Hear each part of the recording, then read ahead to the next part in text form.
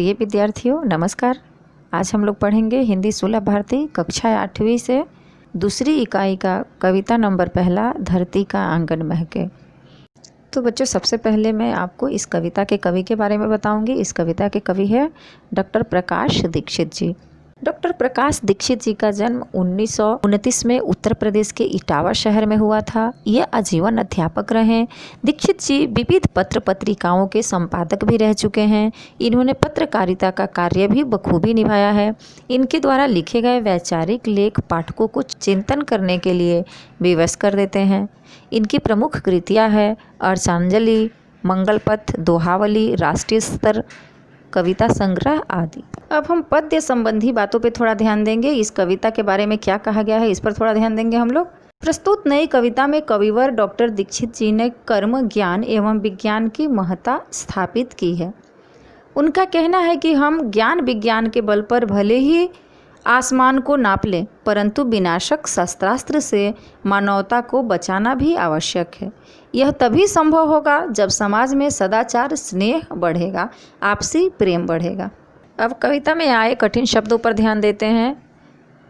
वसुधा मतलब धरती, अवनी या धरा, सरिता मतलब नदी, धान यानी अनाज जिससे चावल निकलता है, अभिलाषा मतलब चाह या कामना, कुमुद मतलब कमल, आवृत मतलब ढका हुआ, कवर किया हुआ, वक्षस्थल यानी छाती, बलिदान यानी प्राण आहुति निछावर हो जाना, शलाका मतलब सलाई, आंकना मतलब अंदाज़ा लगाना, पैमाना मतलब मापदंड करना, मेधा यानी बुद्धि। अब हम अग्रसर होते हैं कविता की ओर। तो हमारे कविता का पहला पंक्ति है, धरती का आंगन महके कर्म ज्ञान विज्ञान से, ऐसी सरिता करो प्रवाहित खिले खेत सब धान से। प्रस्तुत पंक्ति में कवि यह कहना चाह रहे हैं कि कर्म, ज्ञान एवं विज्ञान की महत्ता के कारण धरती का आंगन महक रहा है। मनुष्य ने कर्म, ज्ञान एवं विज्ञान के बल पर ही धरती का नाम रोशन किया है। ज्ञान एवं विज्ञान के बल पर धरती पर सभी खेत लहलहा उठें एवं ऐसी धारा प्रभावित करो जो सर्वत्र ज्ञान की लहर फैला दे। कर्म, ज्ञान एवं विज्ञान के द्वारा धरती को संपन्न बना दो, ऐसा इस पंक्ति में कवि का विचार है। दूसरी पंक्ति इस प्रकार से है, अभिलाषाएं नित मुस्काए आशाओं की छाह में, पैरों की गति बंधी हुई हो विश्वासों की राह में। यहाँ पर कवि कहते हैं कि आज वर्तमान युग मनुष्य की अभिलाषाएं यानी चाह आशाओं की छाह में नित मुस्कुरा रही है। मनुष्य को आशा है कि आज नहीं तो कल उसकी सारी कामनाएं पूरी होगी, इसलिए उसके पैर बड़े विश्वास के साथ प्रगति पथ पर तेजी से आगे ही आगे बढ़ रहे हैं। तीसरी पंक्ति में कवि कहते हैं कि शिल्प कला कुमुदों की माला, वक्षस्थल का हार हो, फल फूलों से हरी भरी इस धरती का श्रृंगार हो। कवि के अनुसार इस धरती पर मानव जिसने कर्म करके शिल्प कला का निर्माण किया है, यानी मनुष्य ने जो कर्तव्य करके चीज़ें तैयार की है उसे शिल्प कला कहा गया है। यह शिल्प कला कमल रूपी फूलों की माला जैसी है जिससे इस धरती का गौरव बढ़ा है। वह धरती के गले का हार है। कवि की हार्दिक कामना है कि यह धरती फूलों फलों से संपन्न हो और धरती के श्रृंगार में वृद्धि हो। चौथी पंक्ति इस प्रकार से है, चंद्रलोक या मंगल ग्रह पर चढ़े किसी भी यान से, किंतु न हो संबंध विनाशक अस्त्रों का इंसान से।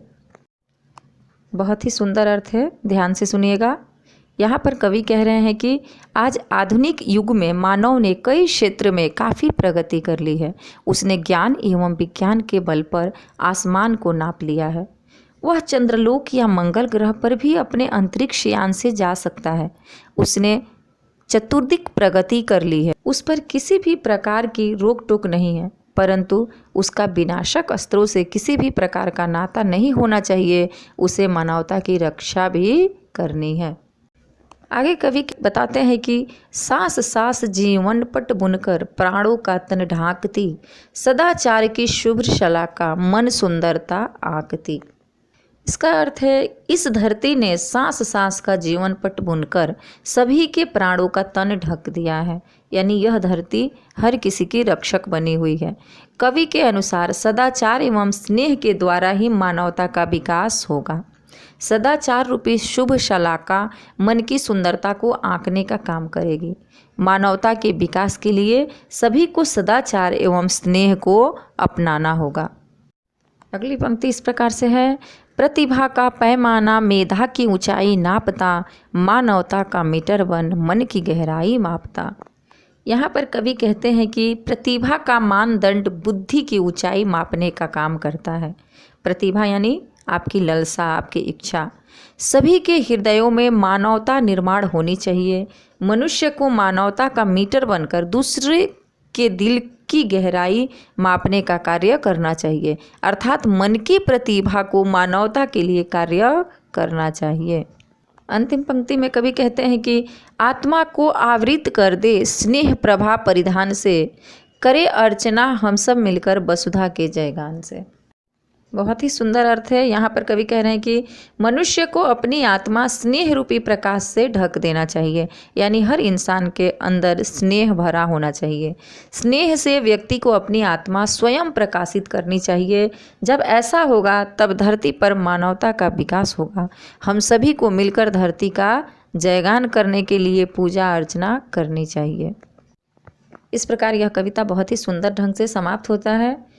इस कविता से हमें क्या समझ में आ रहा है कि हमें कर्म ज्ञान से, यानी हमें अपने मेहनत से, अपने कर्म से विज्ञान को अपनाते हुए आगे बढ़ना है। हमें विनाशक अस्त्रों किसी भी प्रकार का नाता नहीं रखना है। हमें अस्त्र तो ज़रूर उपयोग करना है, लेकिन विनाशक अस्त्रों का उपयोग नहीं करना है, उससे बचते हुए आगे बढ़ना है। मानवता के संरक्षण की भरसक कोशिश करनी चाहिए। हम एक दूसरे की मदद कर सके, मानवता को समझ सके, सदाचार एवं स्नेह को अपनाना चाहिए और इसे अपनाते हुए आगे बढ़ना चाहिए। यही हमें इस कविता से सीख मिलती है। बहुत ही सरल और आसान कविता है। आपको अगर समझ में नहीं आए तो आप वापस मुझसे पूछ सकते हैं। धन्यवाद।